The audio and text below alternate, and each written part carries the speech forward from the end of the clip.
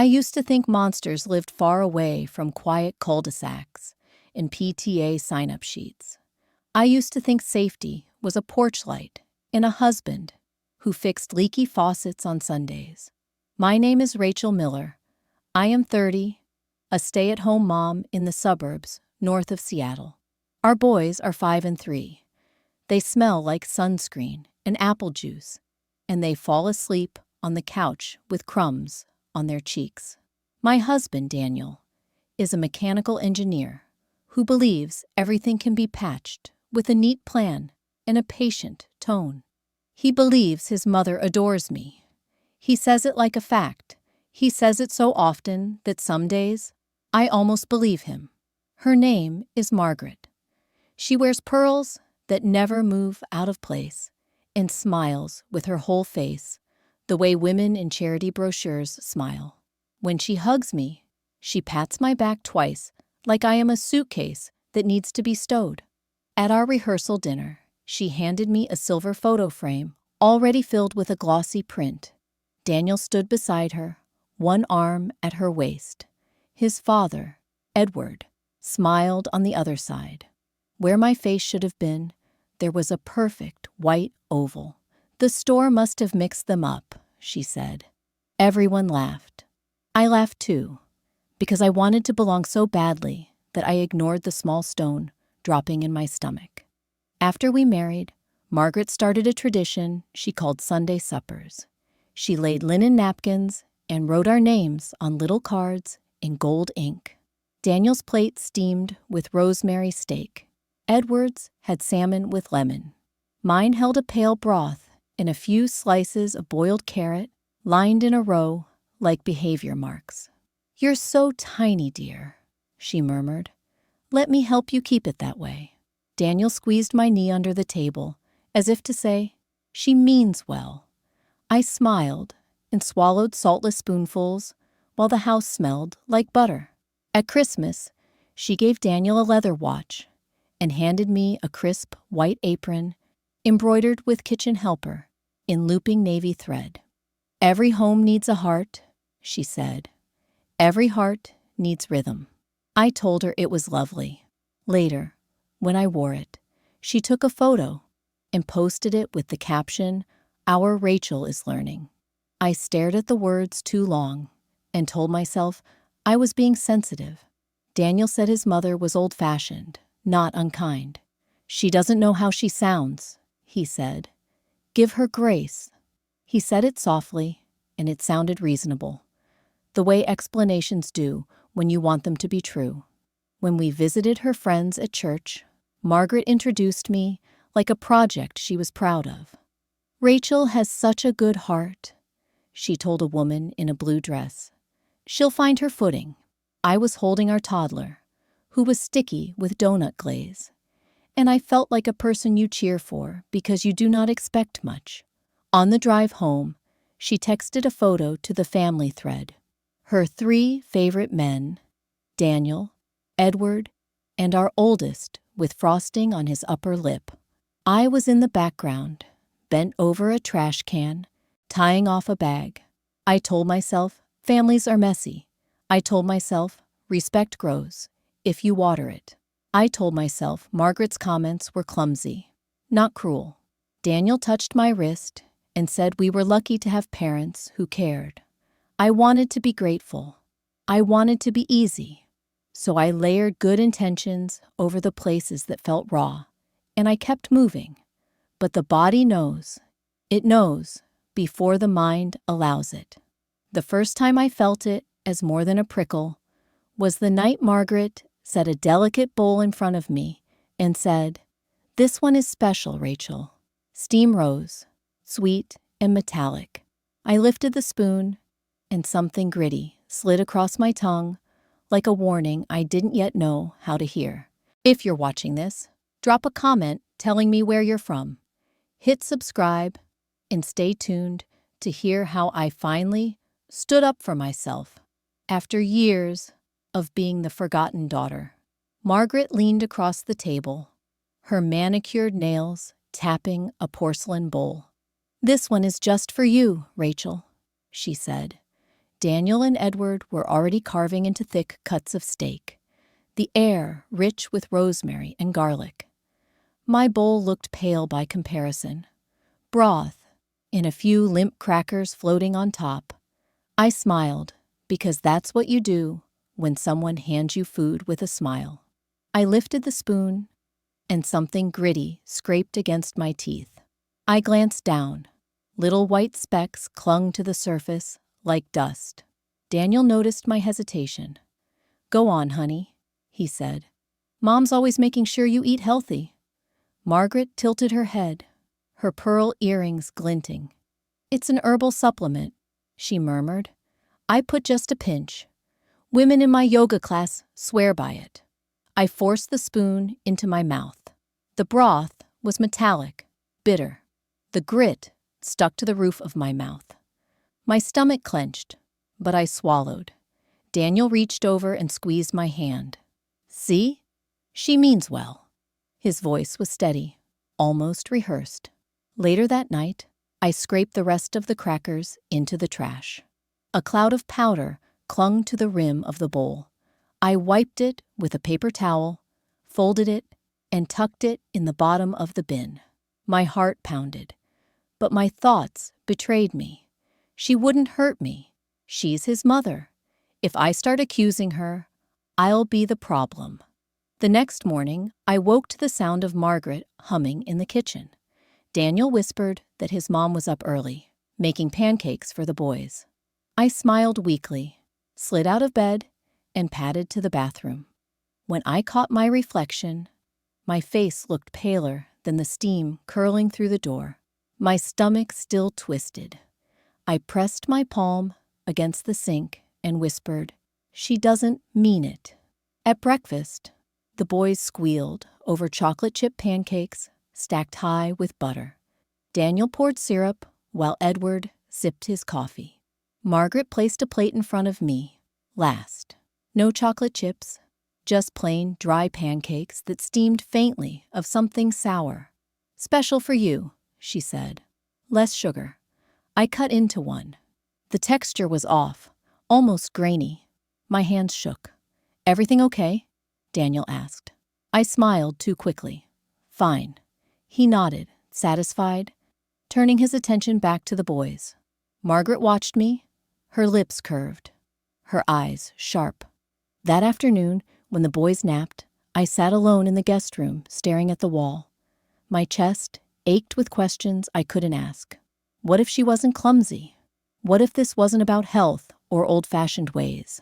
My hands curled into fists, then loosened. I told myself again, she means well. She has to.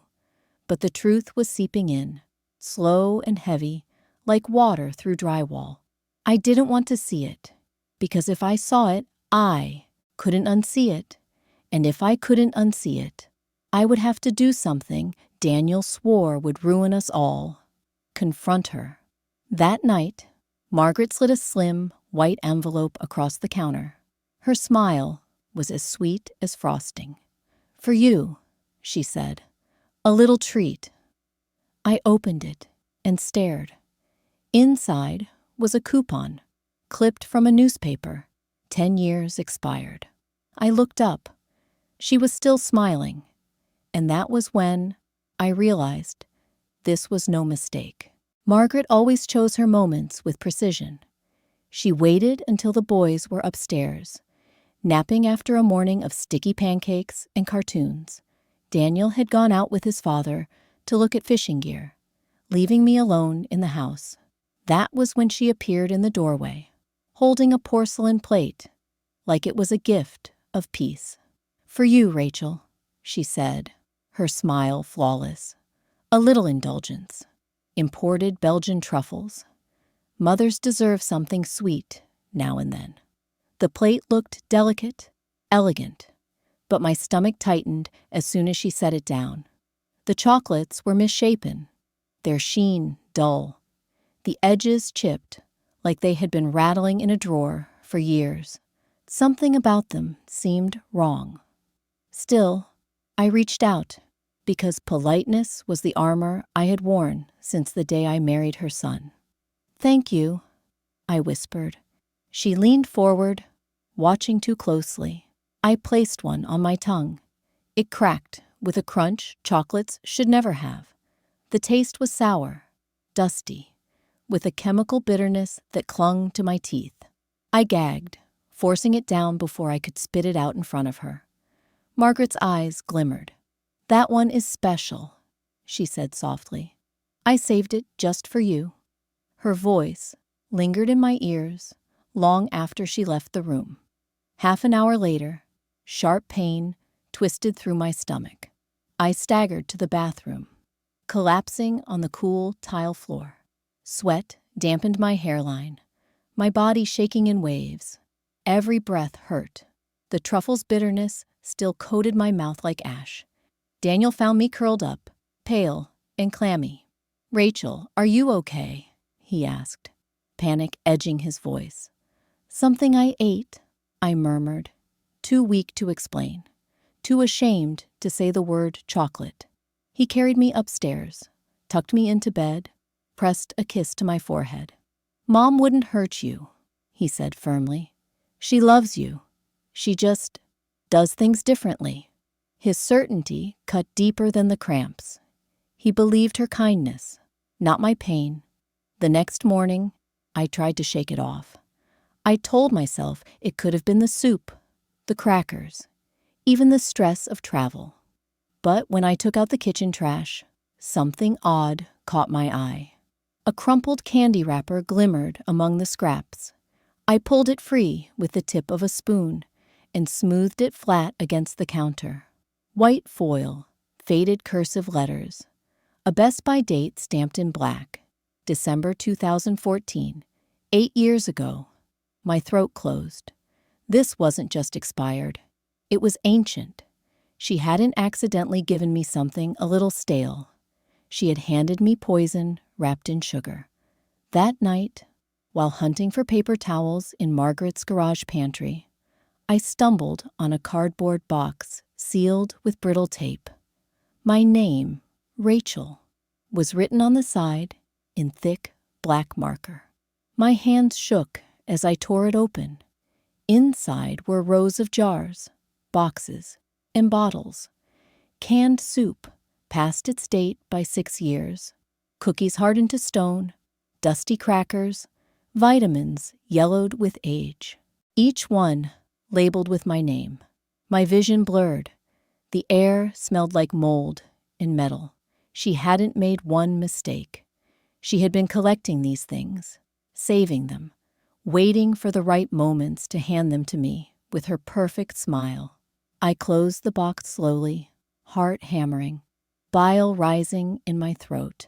I wanted to scream, to drag Daniel out to the garage and show him, but I knew the words he would say before he even opened his mouth. "She means well. You're overreacting." So I swallowed my fear.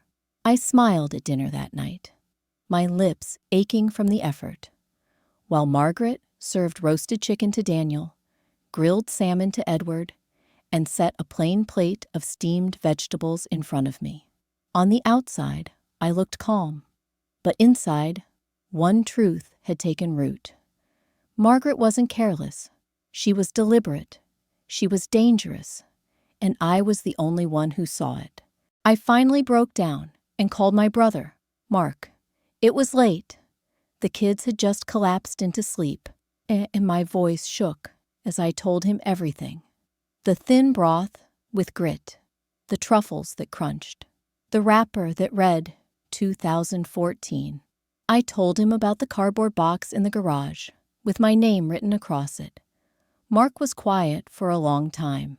Then he said, "Rachel, you need proof, real proof, hidden cameras." The idea chilled me, but 2 days later, a padded envelope arrived at my doorstep. Inside were 5 button-sized cameras, a small router, and a note written in his blocky handwriting. "Don't wait for the next meal. Record everything."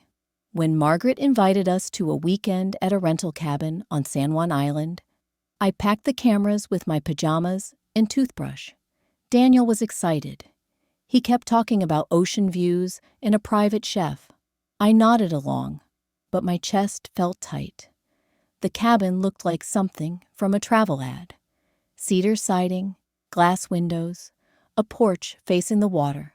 Margaret welcomed us with hugs, perfume sweet and heavy. Edward stood behind her, silent, watchful. Dinner that night was roast chicken and bread. Everyone's plate was generous. Mine was different. No potatoes, no crispy skin, mostly steamed greens. I forced a smile as Daniel said, "See, Mom's trying." When the house finally settled, I crept out with the cameras. Camera 1 went high in a kitchen cabinet, aimed at the counter. Camera 2 sat above the fridge, wide angle toward sink and trash. Camera 3 became a coat hook in the hallway. Camera 4 hid inside a vase at the dining table. Camera 5, in our room, pointed toward the door. By 2 in the morning, every feed blinked online. The next morning, Margaret greeted me with a steaming mug. "Chamomile with honey," she said warmly. I set it aside untouched. Later, when the boys napped and Daniel walked the shore with Edward, I opened my laptop and scrolled through footage. At 10:43, Margaret appeared on screen. She slipped on gloves, pulled a white bottle from her tote, and shook powder into her palm. Calmly, she sprinkled it over rice inside a small paper box labeled in cursive, "Rachel." She smoothed the grains with a spoon until the surface looked perfect. My chest tightened as I watched. She smiled when I walked in 2 minutes later, oblivious, rinsing an apple at the sink. The camera caught everything: the gloves, the powder, the deliberate care. That evening, Margaret announced her special surprise. She had ordered gourmet bento boxes for our last night. "One for each of us," she said sweetly. Then she turned to me. "Yours will be custom." The word custom echoed like a threat. I smiled anyway, my hands trembling under the table. For the first time, I knew with certainty Margaret wasn't careless. She was calculated, and soon everyone would see it. The air inside the cabin felt heavier that Saturday evening, as if even the wooden beams knew something was coming. Margaret moved about the kitchen with rehearsed elegance, humming as she tied golden strings around neat, white boxes. "Gourmet bentos from the best boutique in town," she announced. "A special treat for our last night together." Daniel smiled, pouring juice for the boys. "See, Rachel?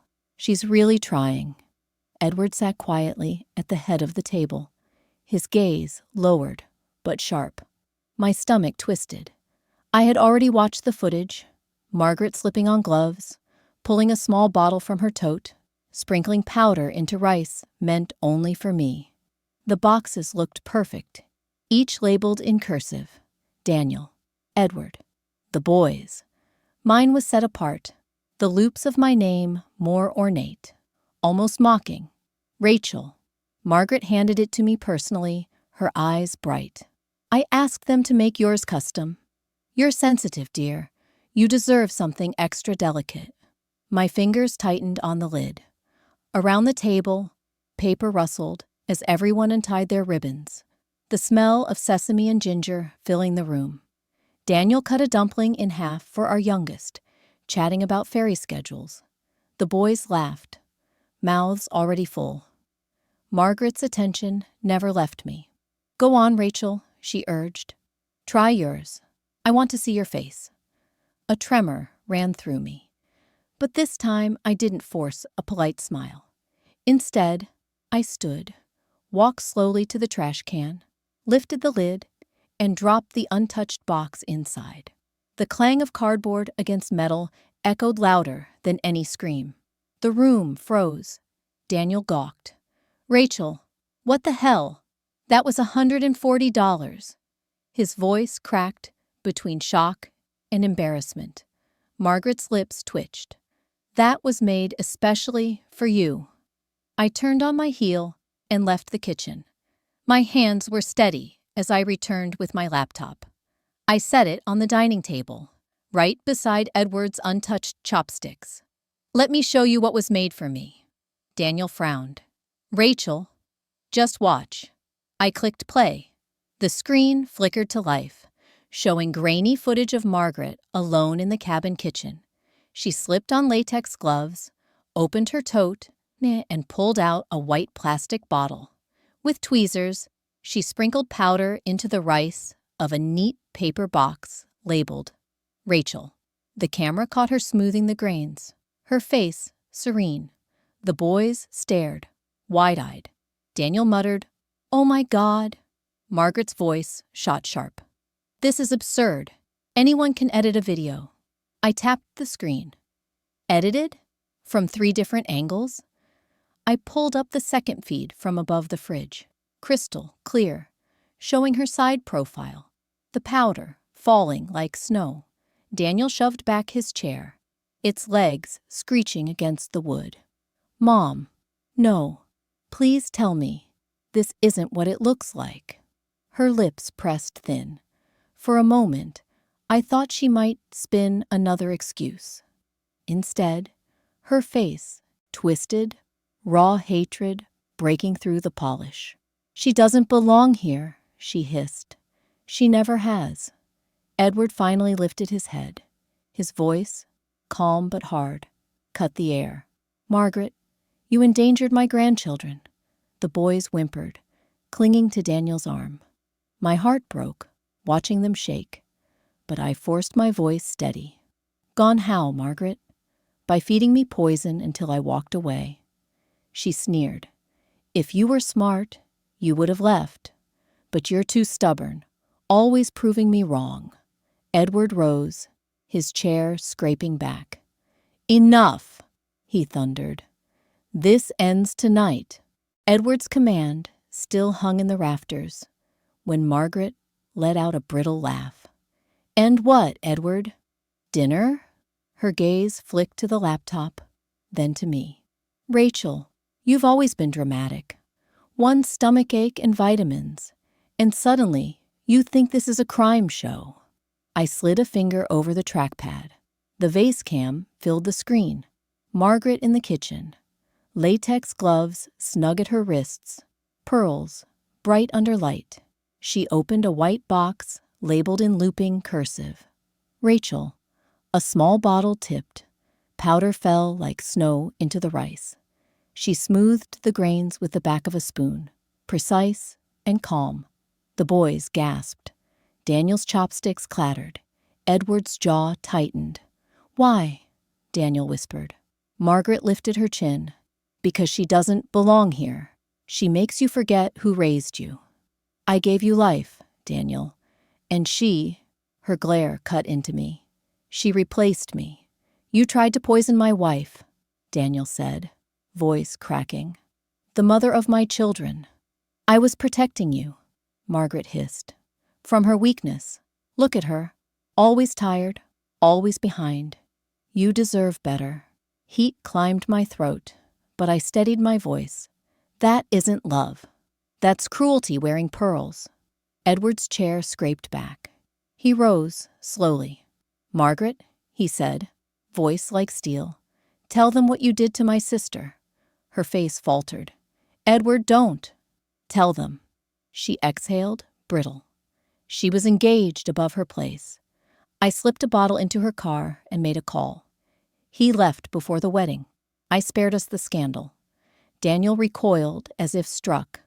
The boys pressed closer to me.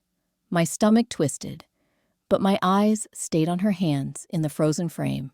I clicked again. The fridge cam appeared, clear as confession. Margaret stirring powder into my tea, humming. She lunged for the laptop, but Edward caught her wrist. "Sit," he commanded. She obeyed, trembling. Daniel stood abruptly, chair screeching. "I can't defend you anymore." "You won't walk out," Margaret shrieked. She jabbed a finger at the boys. "They're my blood. You can't take them. They're our children," Daniel said, firm now. "And you will never endanger them again." Edward's eyes were tired and resolute. "Daniel, Take Rachel and the boys back to Seattle tonight. I'll handle checkout. I'll handle her. Margaret clutched at Daniel's sleeve. Son, don't let her ruin us.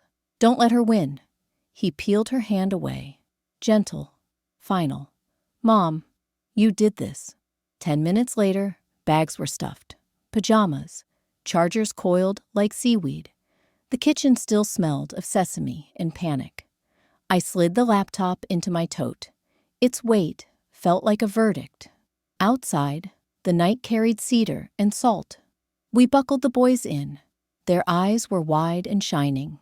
In the window, I caught my reflection. Pale, steady. We drove toward the ferry without speaking. At last, Daniel's hands loosened on the wheel. I'm sorry, he said. I didn't want to see it. I kept telling myself she meant well. I told myself the same, I answered, because it was easier. The ferry horn rolled across the water, mournful. A deckhand waved us aboard. Island lights shrank behind us to a scatter of pins.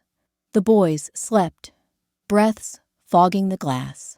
I rested a palm over my stomach. Tomorrow, I would see a doctor.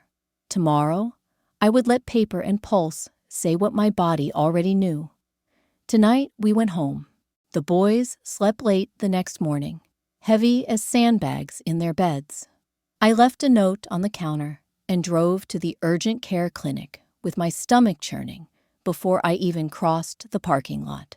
The nurse took my vitals, the doctor pressed gently under my ribs, and I tried to explain a kind of fear that doesn't show up on an X-ray.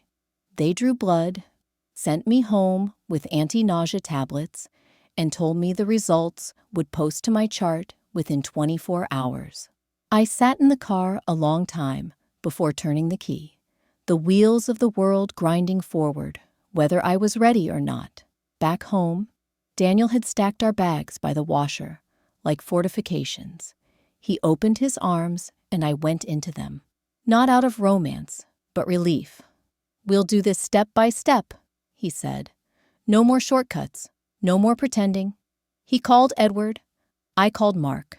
Then, after lunch, we drove to the precinct with the laptop and a trembling kind of resolve. At the front desk, I said the words out loud for the first time. I believe my mother-in-law tried to poison me. The officer's eyebrows climbed, but he led us to a small room that smelled like coffee and dust. Another officer in a dark sweater plugged in the flash drive. We watched in silence as Margaret slid on gloves, sifted powder, smoothed rice, stirred tea. He asked for dates, times, names, every tiny thing I could remember. I handed over the clinic papers and promised to forward the lab results the moment they posted. 2 days later, the chart updated. Elevated markers consistent with foodborne toxins, dehydration, electrolyte imbalance. It wasn't dramatic, but it was real. The detective called to say they were opening an investigation. Within a week, a judge granted a temporary restraining order against Margaret.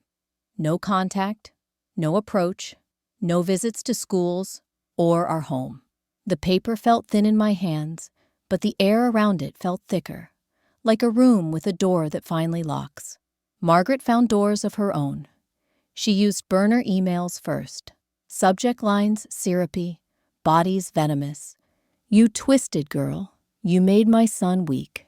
Then, late-night calls from blocked numbers, long breaths, and the scrape of a tongue over teeth. Postmarked letters arrived, with no return address. Handwriting too perfect to be anyone else's. She alternated sins, apology and accusation, martyr and judge. I only wanted what was best. Then, you edited that footage, didn't you? I filed everything in a manila folder labeled simply M and slid it into the desk drawer, because naming it more than that gave it power it didn't deserve. Daniel started therapy on Thursdays. I started on Mondays. We learned the odd, tender skills of repairing after denial. How to say, I should have listened without drowning in it. Edward called once from his car outside a courthouse. I filed, he said. No theatrics, just a tired certainty. He spoke softly about decades of looking away and the price it charged in compound interest. I cried after we hung up, not from grief for a marriage that wasn't mine, but for the little boy still inside the man I loved, one who finally told the truth to his mother and survived the silence after. Summer browned our lawn. The boys built cities of chalk and hosed them away. Some nights I dreamed of white powder falling like snow and woke with my heart in my throat. On others, I slept the way children do, honest and deep, as if the house itself was breathing for me. In August, my phone rang from a blocked number while I loaded groceries into the trunk. Habit made me decline. It rang again. I answered. Rachel, the voice was small, sanded down to its grain. It's Margaret. I said nothing. I have nothing, she whispered. Edward is gone. The bank won't extend me. I can't pay rent. I can't buy food. Please, you're a mother. You know sacrifice. I only did what I did because I love Daniel. Don't let me starve. I watched a gull tug at a bread heel in the lot, a flash of white against hot asphalt. You wanted me gone, I said. Now you are. Rachel, please. If you're hungry, I said, and my voice came out level as a ruler. Try what you once served me. I hung up. My hands did not shake. I drove home, the sun burning clean holes through the clouds, the boys shouting from the porch that the sprinkler was ready, that I was late, that life was waiting. And then the detective called. 3 months later, the phone stopped ringing. The letters slowed, then ceased. Margaret's shadow, once stretching across every meal, every holiday, every heartbeat in my chest, finally thinned until it became nothing more than memory. Life didn't snap back to normal overnight, but it began to grow again in small, steady ways, like grass pushing through cracks in pavement. Daniel and I learned the choreography of repair. Therapy helped him untangle the guilt that had knotted in his chest. How he'd dismissed me, defended his mother, repeated she means well, until it became the lullaby of our marriage. On Thursdays, he sat in an office smelling of lavender, speaking aloud what he once kept sealed. On Mondays, I sat in another office, learning how not to minimize myself, how to trust the instincts I had smothered for peace. We compared notes at night, quiet but honest, building new sentences with bricks that hadn't existed before. The boys adjusted faster than we did. Children often do. They accepted the restraining order as invisible armor, never asking why Grandma didn't call anymore. Instead, they asked for soccer cleats, Lego towers, and bedtime stories about brave knights who stood up to dragons. I didn't tell them that my dragon wore pearls and smiled while pouring tea. Instead, I read until they drifted to sleep, and every night the air felt lighter. Edward visited once in September. His hair looked grayer, his suit looser. He carried a manila folder of divorce papers and placed them gently on our kitchen table. It's over, he said simply. He looked at the boys, his eyes softening, then at me. You did what I never could. You exposed her. He lingered on the porch after goodbye, staring out at the swing set as if memorizing something pure. When he left, Daniel watched his father's taillights disappear and whispered, "He looks free and broken at the same time." Freedom isn't neat. It comes with jagged edges, reminders tucked into corners of your mind. Sometimes I still wake at 2 a.m., convinced I can smell sesame rice laced with something bitter. I pad to the kitchen, check the locks, sip water, and remind myself that Margaret's access to our world has been severed. Paperwork and law backed me now, but more than that, belief backed me. My husband believed me. My children trusted me. I believe myself. That was the fortress I had needed all along. One bright Saturday in October, we held a small picnic at a park overlooking Puget Sound. Daniel spread a blanket, the boys raced ahead with soccer balls, and I lay back staring at a sky so blue it seemed new. Daniel passed me a sandwich and touched my hand. "We'll make our own traditions," he said. "Ones without poison." I smiled faintly. "Ones with trust." As the boys laughed, chasing each other through the grass, I realized something. Margaret hadn't just lost control. She had lost the story. For years, she had written the script where I was, fragile, incompetent, dependent. By surviving, by speaking, I rewrote it. My chapter wasn't hers to author anymore. That night, after tucking the boys in, I sat on the porch with Daniel. The air was crisp, smelling of cedar and the faint salt of the Sound. He looked at me, eyes steady. "Do you think she'll ever stop trying?" I thought about the last call, her voice breaking, her plea.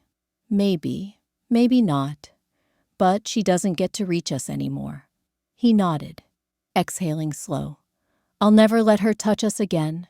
I leaned into him, listening to the boys' muffled giggles drifting from the window. We don't need her shadow to measure our light. And in that moment, I understood. Freedom wasn't Margaret gone. Freedom was Margaret powerless. Family is meant to shelter, not to wound. Love without respect is not love. It is control, dressed in kindness. I learned that protecting my children meant drawing lines, even against blood. Forgiveness can heal, but sometimes survival requires distance. Life is too short to cradle hate. Let go, protect what matters, and choose peace, because only then can you step fully into a future worth living.